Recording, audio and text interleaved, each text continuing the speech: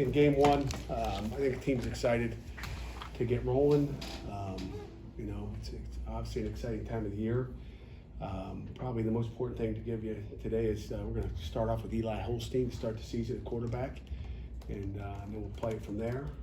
As I said earlier, both quarterbacks will play. We got a lot of faith in both of them, but a lot of hard work by Eli in preparation and everything. It's kind of where we felt as a staff we'd go.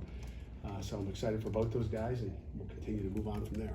Questions? What was the point that you realized Eli could be the starter here? I think it's just, just little by little. It's just, it's something, obviously we looked at a practice this week and completion percentage, all the little details, just felt like you guys come a long way and he deserved to get that nod.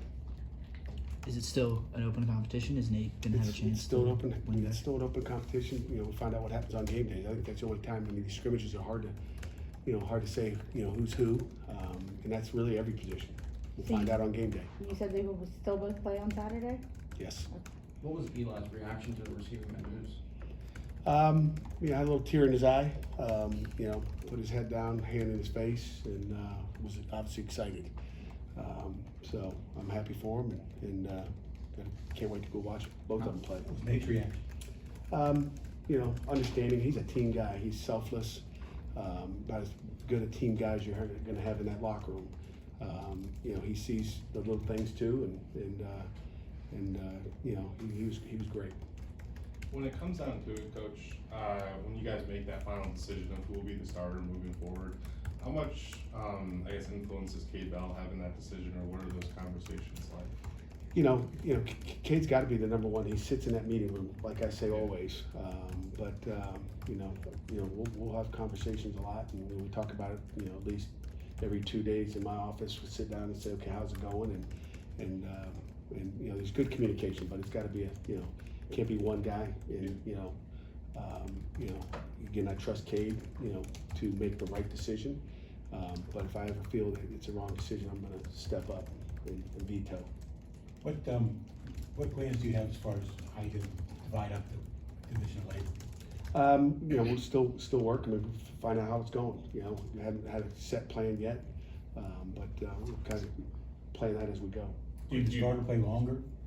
If We're he's playing it as well? we go. If things are going well, yeah. If things are going really good, and we're moving the ball and being productive, then we'll stick with it a little longer. If things aren't going so well, just play it by ear. You went through the offseason, you came out of spring camp, Nate's the guy, you take Nate down to Charlotte, you go into training camp, Nate's the guy. Do you remember a point in camp where Eli did something and you said, wait, there might be something here, there might be a real chance of this happening? Yeah, maybe midway through camp, I guess, and you just watch him continue to get better every day, make good decisions with the ball, and it's all about the ball, guys. The ball is the ball game, and protecting the football, making smart decisions is critical, and now you got to go out and do that in the game as well. How did the rest of the team react? Just like any position, it's a great question. Just like any position, we don't make it like a major announcement. I have no idea. I have no idea. It's not like we have a team meeting, to name it. But we don't name the starting D tackle or the starting DN or starting left tackle. Everybody kind of feels it, and no one's coming to my office and said, hey, Coach, what's going on here? So. Cade's offense is about fast pace, which means a high volume of plays, needing to know a lot of details really quickly. How have you seen Eli taking on as a redshirt freshman, as a young guy to be taking on quarterbacks in general are responsible, but now you're making more decisions with more things to consider? Yeah, he's just, to me, Eli and Nate both are just like this every day. They do a great job with, operation of the offense. Again, it's going to come down to game day. Like, what do you do on game day when the lights are on and 12:07 comes? And we think both of them will, operate it the right way. I appreciate you telling us today, and I actually thought you'd wait to warm-ups on Saturday, so we'd have to watch warm-ups.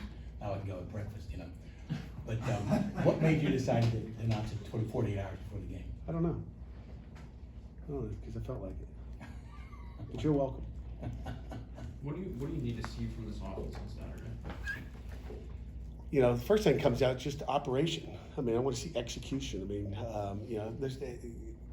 Saturday's not going to be perfect. There'll be hiccups along the way, but I want to see details. I want to see us just, pay attention to details. There's going to be a TFL in the run game. There's going to be a misread in a route. There's going to be a throw that gets buried in the ground. It's gonna happen. But just the details, operation and getting lined up properly, not having false starts, all those little things that kill and stall drives. What do you need to see from your defense tomorrow to consider it a successful day? The number one thing, we better stop the run. They like to run the football. Head coach is a running back guy. He wants to get his tailback, who I think is one of their better players on their football team. The quarterbacks, they're going to run RPOs, but we better stop the run. If we get up on RPO, I'm not going to be as concerned as if we give up a run. I mean, to be successful this year, we have to stop the run. We did not do that last year. The year before we did. The year before we did. The year before we did. The year before we did. And I want to get back to doing that. Why is, Sorry, go ahead. why is this team going to be better at stopping the run this year than it was last Well, I year? think it's going to have help from the offense. That's going to be number one. And, I just think we're built to do it, and we just got to play within ourselves. Nakai said recently that he thinks his team is better built to stop the run because he said we know what it's like to suck against the run. So do you think them having that experience last year? Yeah, I guess they found out the hard way. I don't like to find out the hard ways. It takes details, and it's good that Nakai said that. But it's critical. I think they found out how critical it was. Sometimes again, you got to get woken up first. I don't have to get woken up. You guys have heard me for 10 years to say how important stopping the run and making a team one-dimensional is. We've got to be able to run the ball on offense, and we've got to be able to stop the run, make a team one-dimensional. Is stopping the run the biggest factor as far as you guys not being able to be high up in pass rush production last year? You feel like that was the biggest factor, and you guys get that part down, the sacks will come like they did for, I think it was 4 straight years, top 3 in the country? Yeah, I mean, I think that happens. I mean, we still probably weren't awful with the sacks, but yeah, it happens when you stop the run because you get people off. We don't want it to be 2nd and 5. 2nd and 5, offense can do whatever they want to, right? 2nd and 6, again, a good down. We want to put them behind the sticks. When it's 2nd and 9, an offense has got a decision to make, right? You go, it's 3rd and 9. Nobody wants to be 3rd and 9, 3rd and 10. So that's critical. I think you guys saw that yourself. Do you have a routine on game days? Say that again. Like something you do every week to get ready for a game day, get you in the mood? Yeah, we don't need to talk about it, but everybody's got a routine. I got a routine every single day, not just on game days, but. Do you still, after all these years, do you still get jitters? Especially before the first Heck game? yeah, you kidding me? I think every coach will get jitters. I think every player will have jitters. And, there's good stress and bad stress. When you're prepared, you should be nervous, I think. It's when you're unprepared that you got issues. Do you have have you guys decided who's going to start at running back along with Eli out there? Desmond Reed will start at tailback tomorrow. What did he do to earn that job over Rodney with his experience with the team? He's been explosive. He makes plays. He's a great pass protector, and he's just been really consistent and stayed healthy. Do you, I don't want to say, do you envision like a 50-50 split with those two guys? Might be 30, 33, whatever. I tell you, Derek Davis has been impressive. I told you that in the last couple of weeks. The guy's been a war daddy running back right now, so I like where he is as well. You also put an or between Dejon Reynolds and Kenny Johnson.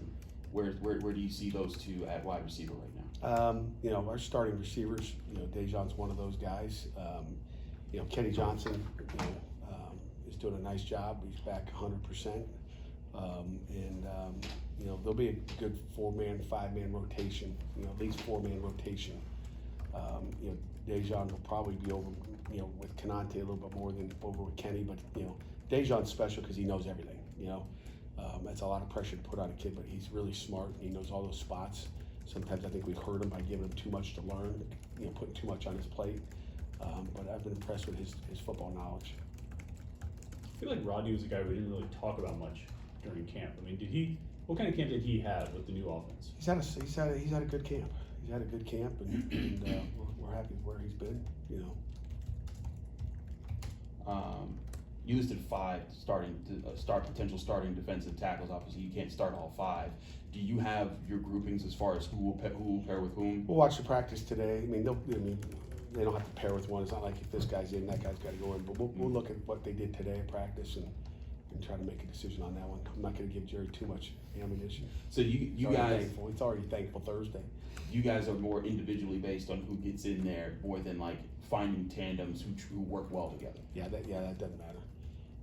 Do they Tandem just doesn't break matter. down like, you know, 3 technique, bigger run stuffer guy? I mean, do you kind of have that separation at least? We'll have a field end and boundary end. You know, sometimes we'll have a 3 technique depending on the offense we're facing and what we know about what they do and where we got to be firm. But they better, you know, the problem with the 3 in the shade nowadays is, you know, Kent State will trade their back and they'll trade them really fast. And, you know, there's times when we're going to trade our front, there's times when we're not going to trade our front. But, you know, those guys, I mean, if you have just a true 3 technique and a true nose, and they know that, they're going to trade their back even more. So our guys got to be able to play both sides, period. And so it's really not a 3 technique. You know, the field can't change for a defensive end, but you know, the inside, you know, their tailback is going to flop a lot. They're gonna have a lot of motion. I don't know if they're going to huddle up or go tempo or what they're going to do, but we do know that they love to motion, and they will be flopping their back a lot, which we'll have to do a good job of that with our back linebacker.